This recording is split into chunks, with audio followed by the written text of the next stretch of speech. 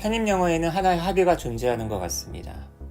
가르치는 사람이든 배우는 사람이든 공공연하게 떠들기도 하고 암묵적으로 그냥 받아들이기도 하는 그런 합의. 다 아시죠? 대학의 서열화, 대학의 위계. 하긴 뭐 이게 편입 영어만의 얘기는 아니겠죠. 우리 사회 전반적인 어떤 분위기니까. 근데 이제 편입 영어만 놓고 보면 수험생들 입장에서 굉장히 선호하는 대학들이 있잖아요. 그걸 A그룹이라 합시다. 그 다음에 이제 B그룹, C그룹이 있고, 당연히 가르치는 학원이나 교수님들 입장에서도 이런 학생들의 선호를 무시할 수가 없죠. 하다못해 거론을 한번 할 때에도 당연히 A 대학 쪽으로 많이 얘기가 쏠리고, 가르치는 커리큘럼 안에도 A 대학, B 대학, 그리고 대부분 막 C 대학 같은 C그룹에 있는 대학들은 많이 거론이 안 되는 것 같아요. 자, 제가 무슨 A급 강사도 아니고 저는 이제 이런 어떤 풍조나 현상에 대해서 약간은 조금은 고착화되는 것에 대해서 약간 좀 부정적으로 바라보는 사람인데, 항상 저는 나온 결과로 보자는 주의라서, 간혹 남들은 다 A급 대학이라고 얘기하는데 편입 영어만 놓고 봤을 때 이게 과연 뭐 A급 대학이라고 할 만한 문제들인가? 시험인가? 뭔가 좀 안 그렇다라는 얘기가 있으면 과감하게 그런 것도 얘기를 하고, 거꾸로 B그룹이나 C그룹에 있는 대학이 어떤 문제가 굉장히 훌륭하다라고 한다면 또 훌륭하다라고 그거 자체로 평가를 좀 해주려고 많이 하고 있어요. 이제 그런 게 저희 채널에서도 여러 대학들을 골고루 좀 소개하려고 애를 쓰는 그런 모습으로 나오는 것 같습니다. 독해만 한정해서 얘기를 해본다면 가끔 전체적인 그 시험지 내에서 빛이 나거나 도드라지는 그런 독해 지문들이 가끔 보일 때가 있어요. 그런 지문이나 독해를 만나면 되게 행복하죠. 그리고 여러분하고 되게 공유를 하고 싶어 합니다. 그러니까 제가 이런 이야기를 드리는 이유는 바로 좀 제가 배경을 좀 길게 얘기했네요. 2020학년도 수원대 40번 문제까지 있는데 마지막 세트인 37번부터 40번 4개의 문제로 이루어진 독해 지문을 여러분과 공유를 하려고 이렇게 길게 얘기를 했습니다. 정말 궁금한 거예요. 굉장히 어려운 지문이거든요. 이거를 다른 강사 교수님들은 어떻게 설명할까 정말 궁금한 거죠. 굉장히 수준급이에요. 궁금해요. 정말 현장에서 어떻게 강의를 할까. 그래서 제가 다른 분들의 강의는 제가 보지 못하지만 제가 일단 까겠습니다. 내가 만약에 현장에서 수험생들을 만나서 강의를 한다면 이런 식으로 강의를 해보겠다. 자, 한번 볼까요? 마지막 페이지에 있는 건데, 일단 수원대학교는 독해가 이렇게 길지는 않아요. 근데 약간 어휘 문제, 약간 서술형으로 되어 있는 선택지조차도 되게 짧은 편입니다. 그죠? 뭐 일치, 불일치 정도 물어보고 있고, 단어, 빈칸 넣기, 빈칸도 되게 짧아요. 대부분 어휘 수준입니다. 제목 이런 식으로 물어보고 있어요. 자, 우리가 풀려고 하는 문제는 37번부터 40번까지. 일단 여기 보세요. A라는 빈칸에 들어갈 단어, 선택지에 들어갈 단어 보세요. 어려운 단어, 쉬운 단어가 지금 배치가 되어 있네요. 그 다음에 38번 봤더니 호레이스의 경우에 너무나 많은 오리지널리티는 빈칸이다. 일단 to라는 단어 자체가 일단 어감이 안 좋잖아. 그죠? 그 다음에 여기 나오는 형용사 4개가 되게 쉬운 수준이죠. 그 다음에 호레이스는 생각한다. 인스퍼레이션보다 더 중요한 것이 빈칸이다. 아예 이 문제만 읽어도 위에 나와 있는 글이 호레이스라는 사람에 대한 어떤 예술 이론, 문학 이론에 대한 글일 거다라는 게 느낌이 딱 오지 않나요? 밑줄친 B는 빈칸을 나타낸다 하면서 저 밑줄친 B의 의미는 무엇이냐라고 물어보는 문장도 있고요. 그러니까 되게 무난무난한 글인 것 같아요. 문제로만 봤을 때는. 하지만 엄청나게 어려운 지문이었다는 겁니다. 자, 저랑 같이 한번 보도록 할게요. 여러분 한번 읽어보세요. 잠깐 멈춤해 놓으시고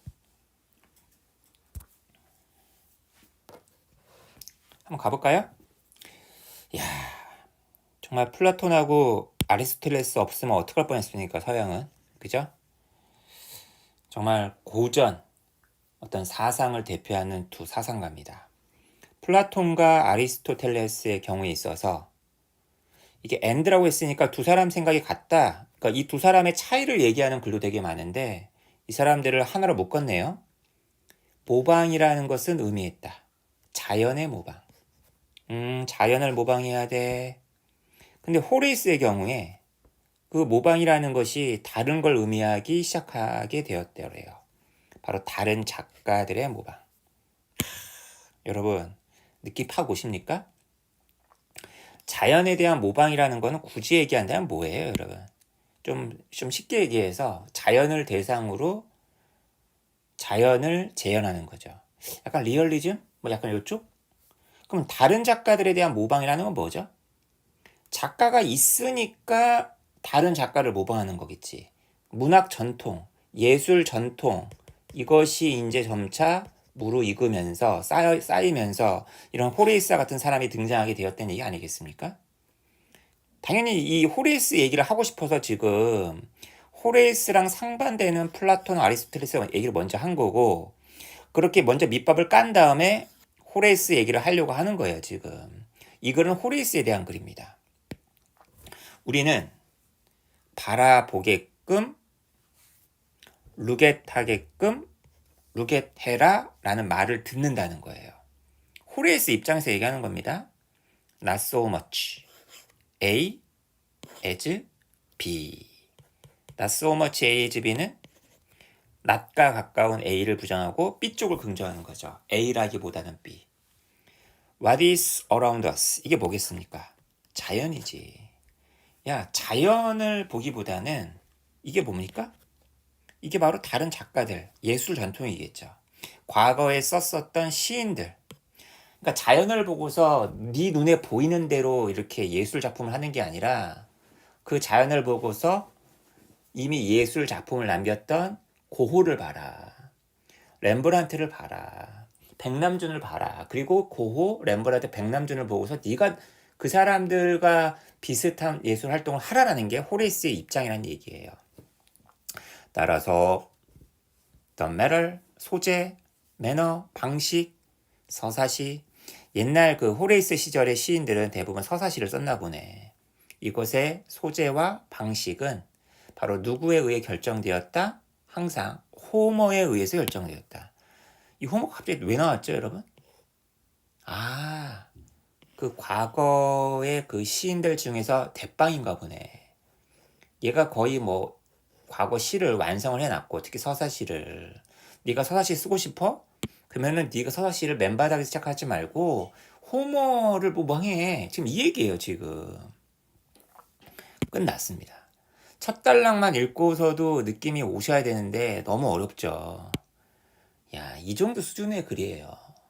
격이 높습니다. 이 편입 영어가. 아무리 여러분들이 A급 대학이라고 인정하지 않는 고 대학의 지문이라 할지라도. 자, 계속 읽어볼게요. 가장 중요해. 어떤 안정적인 사회든 어떤 사회든 가장 중요한 것은 도치가 되어 있네요. 이 A가 제일 중요하대요. A의 근거는 앞에 있을까 뒤에 있을까? 단락이 바뀌었잖아요. 다음에 나오겠지. 이거의 근거는. 무엇보다도 물론 글 전체 흐름은 있어요.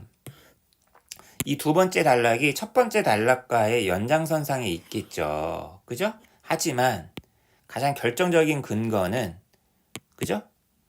분명히 그 다음에 나온다는 얘기를 하는 거예요. 시인은 피해야 돼.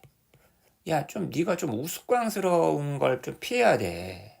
우스꽝스러움과 반대되는 게 A에 들어가줘야겠네. 그러면 A를 살짝 볼까요? 아까 문제? 시인에게서 가장 중요한 건 뭘까요? 시? 이게 우스꽝스러움, 신화? 신화? 그리스 로마 신화? 데코럼이 뭐지? 너무 단어들의 수준이 너무 차이가 나네. 예를 들면 이건 초등학교 단어라고 한다면 얘 혼자 고등학교 단어 아니야. 문제를 이렇게 내면 안 되죠.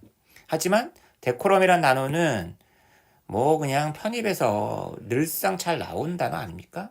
데코레이트란 단어랑 같은 어원을 갖고 있잖아요. 장식하다. 장식한다는 얘기는 되게 형식을 중요시 여긴다는 거 아니야? 이게 정중함, 예의 바름 뭐 이런 뜻이잖아요. 데코러스란 형용사도 있고요. 그러니까 시인이 좀 예의 바라야 돼. 행동거지가 바라야 돼. 과거의 전통을 잘 따라야 돼. 지금 그 얘기예요. 시인의 법도가 있다는 얘기야. 계속 한번 읽어보겠습니다. 그리고 nothing. 자, nothing이 왜 나왔을까? 중간중간 쉼표는 부사절이고요. 아, 비교급, then. 부정어를 갖다가 주어로 하고 비교급이면 결국에는 뒤에 나와 있는 요 녀석을 갖다가 강조하는 거 아니야. 요거보다 더 우스꽝스러운 건 없다는 얘기는 요게 가장 우스꽝스럽다는 얘기고 요렇게 하면 된다 안 된다? 절대 이렇게 하지 말란 얘기죠. 한 계급의 스피커로 하여금 또 다른 계급의 언어로 말하게끔 허락하는 거. 아니 양반이라는 캐릭터가 있으면 양반이 양반스럽게 얘기를 해야 되고 천민이 천민으로서 얘기를 해야지. 왜 천민이 양반의 언어로 사용하고 양반이 천민의 언어를 갖다가 사용하느냐. 그러면 절대 이렇게 하면 안 된다는 거야. 요 얘기가 결국 뭡니까? 데코럼 아니겠어요? 그것이 의도적인 것이 아니라면. 그죠? 자, 계속 호레스의 어떤 생각이 좀 나오죠, 여러분. 호레스란 사람이 어떤 생각을 하고 있는 사람인지 알 수 있잖아요. 그죠? 굉장히 전통적이고 보수적인 사람이었을 것 같아요. 이 사람의 어떤 예술로는. 이 사람이 지금 뭐라고 얘기하고 있습니까? Either A or B. 중간에 Horace advises가 들어가 있네요. 야, 전통을 고수해. 아니면 너가 새로운 걸 네가 발명할 수도 있어. 그죠? 발명하더라도 오늘 다르고 내일 다르고 하지 말고 좀 일관되게끔 해라. 그리고 더 안전하다. 전통을 고수하는 게. 근데 이런 거 하지 마. 이런 거 되도록이면 하지 마. 전통을 고수해. 너의 어떤 그 신뢰가 사람들이 너에 대한 평판이 더 높아질 거야. 네가 만약에 잘 보세요. 해크니드한 주제를 새로운 방식으로 취급한다면 뭐가 아니라 instead of ing 뭔가 인벤트하는 걸 시도하는 것보다 지금 분명히 뭐라고 얘기했습니까? 인벤트보다는 전통을 더 중요시 여겼으니까 이 해크니드라는 단어가 어떤 의미일 것 같아요? 이 단어 자체가 이거 편입영어 어휘문제로 나올 수도 있단 말이야. 이거겠지. 전통적인 얘기겠지. 해크니드란 단어는 아주 상투적인 클리셰 같은 이런 뜻이에요. 자, 먼저 계속 이 사람 뭐 글이 계속 지금 같은 얘기 계속 반복하고 있어요. 그러니까 그런 주제를 잡았으니까 그 주제에 맞춰서 나머지를 이제 해결해내면 되는 거야. 보세요. 이 사람 이거 되게 좋아해요. 호레이스는. 오래된 주제, 낡은 주제. 여기에 만족이 있다. 둘째로 문학의 진정한 매력은 어디서 온다? 너의 능력. 어떤 능력? 이런 거 되게 좋아해요. 낡은 것들을 조금 약간 각색해서 새로운 방식으로 보는 거. 여기 있다. 무엇보다도 aim이라는 거는 여기선 동사로 쓰였으니까 명령문이네.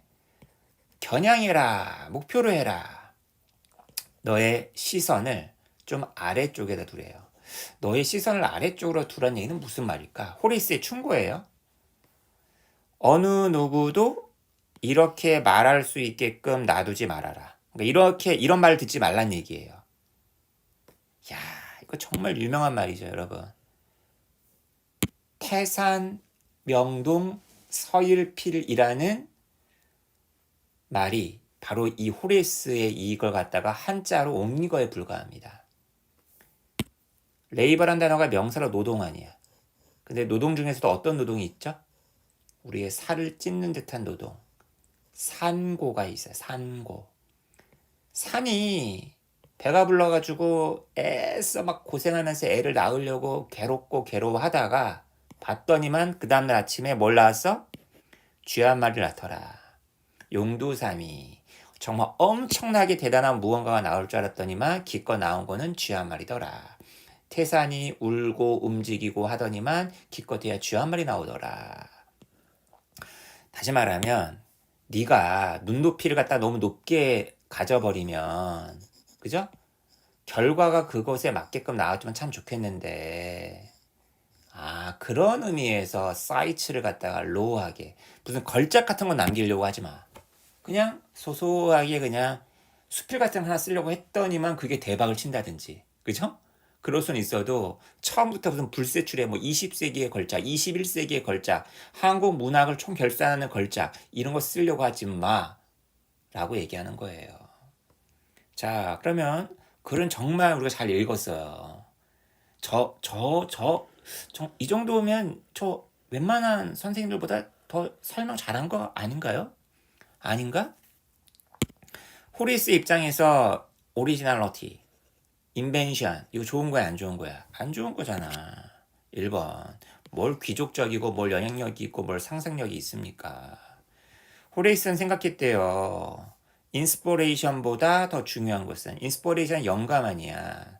영감보다 더 중요한 것은 영감이라는 것은 뭔가 독창적인 거죠. 인벤션이잖아요. 이거보다 더 중요한 것은 전통이다. 이게 전통 같은 게 들어가 줘야 되는데 야 39번은 좀 솔직히 얘기하면 문제를 좀 잘못 냈다. 이건 너무 심했다. 라고 생각하는 문제입니다.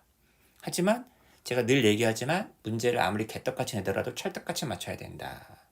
여기에 뭐 들어가야 된다? 전통에 해당하는 단어가 들어가야 된다. 이 중에서 전통에 해당하는 단어가 뭔가요?